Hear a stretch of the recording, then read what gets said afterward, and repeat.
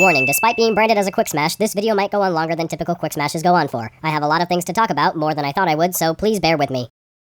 Beauty and the Beast is an incredibly pointless but competently put together film.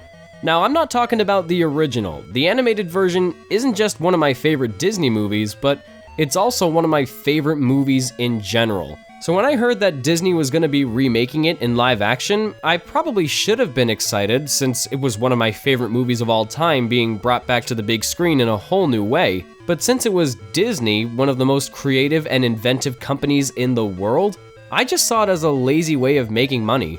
Still, even if it's nothing original, they could still make a good film out of it. And it wasn't terrible, but it wasn't great either. I'm assuming you know the story of Beauty and the Beast by now. A pretty girl named Belle lets herself be taken prisoner in the castle of a prince who's been turned into a beast, and eventually they both fall in love. It's a story about not being deceived by appearances, for beauty is found within. The moral is fantastic, but with the remake, you have to sit through a lot of fluff to get to it. The original movie told the story in a short and comedic, but lighthearted and perfectly executed way.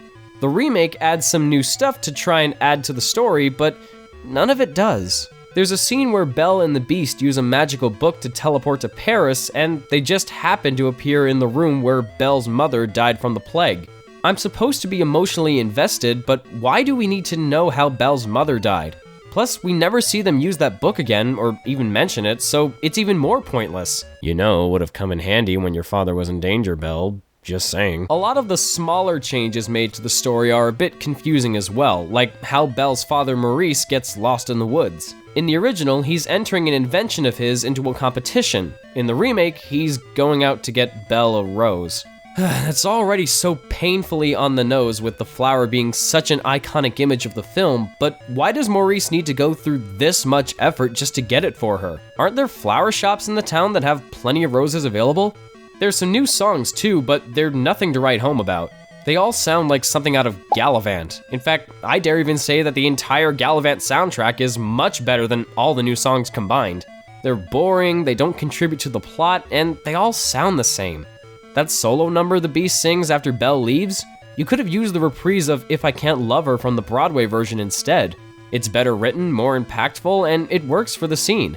But nah, we'll just use a generic Alan Menken piece that sounds like even Alan Menken is getting tired of writing these. Now, how much of the original material is still intact? Well, you get the same characters and the same songs, but it's still a mixed bag for me. Everyone was raving about Emma Watson being a perfect Belle, and she looks pretty, but I thought she could have done better.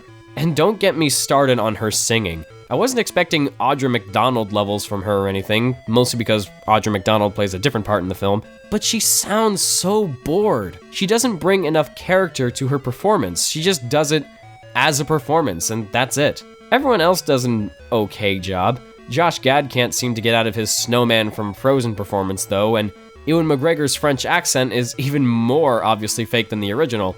But to be fair, at least his singing, while not great, is better than in Moulin Rouge, though not by much. The guy who played the Beast was pretty good, Emma Thompson and Ian McKellen were pretty good, acting-wise, not so much singing-wise.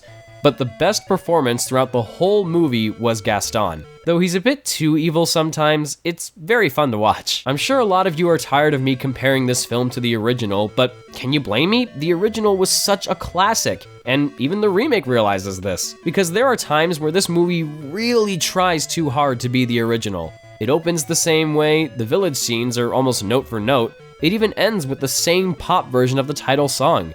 This time it's sung by performers that you're gonna forget about in 5 years. Actually, that's not too different from the other pop version. The only number that I honestly got a kick out of was the Gaston song, mostly because it's already a fun number in itself. Basically, anything with Gaston is worth a watch. I don't have a problem with Disney wanting to bank on nostalgia. It's a bit lazy, but they're a company, and companies need to make money. Actually, I wouldn't have a problem with Disney making live-action remakes if they went with movies that absolutely needed an update. Sword in the Stone, Atlantis: The Lost Empire, Black Cauldron, I can go on. Beauty and the Beast did not need to be remade. Neither does Aladdin, or The Little Mermaid, or Mulan, or the frickin' Lion King. If anything, the shift to live action makes the movie less impressive. The animation in the original was spectacular and made scenes like Be Our Guest and the ballroom so breathtaking and elegant. In live action, it's not as much of a spectacle. Be Our Guest is less of a showstopper for me because a real human is interacting with things that aren't really there, or at least believably there. And the ballroom scene doesn't show much of the ballroom, while the dancing seems a bit stilted. Now, am I just showing a bit of bias toward the original? Maybe, but these are all things I started thinking about after I saw the movie. When I went to see it, I treated it as its own movie, and when you look at it on its own, the Beauty and the Beast remake is fine. But compared to the original, I don't think it's that great. Even when you don't take the original film into consideration, this movie's actually kind of boring.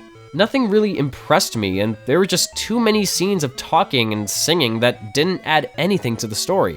It doesn't help that it's also way too long. 2 hours and 9 minutes compared to the original's 1 hour and 24 minutes. Why do some movies feel that being over 2 hours automatically makes them feel grand or epic? Especially when, in this movie's case, there are tons of scenes that aren't needed and could easily be cut. Look, if you're thinking that I'm just hating for the sake of views, I'm not. I don't hate this movie. I don't even dislike it, well, parts of it. It's just a little too slow, not very engaging, and all around unnecessary. I'm sure most of you might disagree with me, and that's fine. Everyone has the right to their opinion. The way I see it, there are good things to say about this movie, but I don't think there's enough to call it great. In closing, Beauty and the Beast is done well, just not well enough. Now I'm going to take this time to introduce something new to these movie reviews. I have a rating scale now that tells you whether you should see the movie or not based on my recommendations. My categories include yes, sure, okay, maybe, I guess, and no. So, would I recommend you go see Beauty and the Beast? I guess. So that means there's good stuff there, just not enough to warrant a full recommendation. That's fair, right? No? Well, screw you!